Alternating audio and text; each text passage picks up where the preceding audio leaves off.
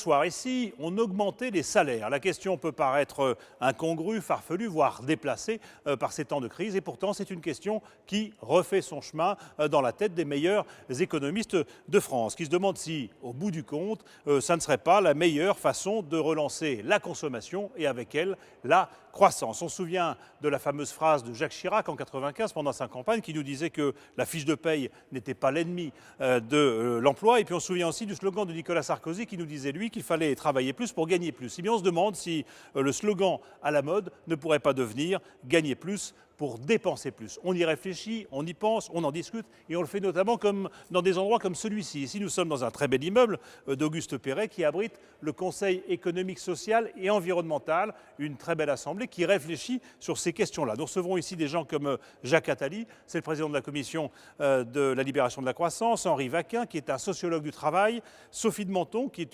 fait partie de cette assemblée, qui est chef d'entreprise et qui est aussi président du mouvement éthique. Et puis un patron de coopérative ouvrière de production, une SCOP, c'est Robert Niquès. Pouvoir d'achat et si on augmentait les salaires, c'est donc le thème de ce 159e numéro de Complément d'enquête.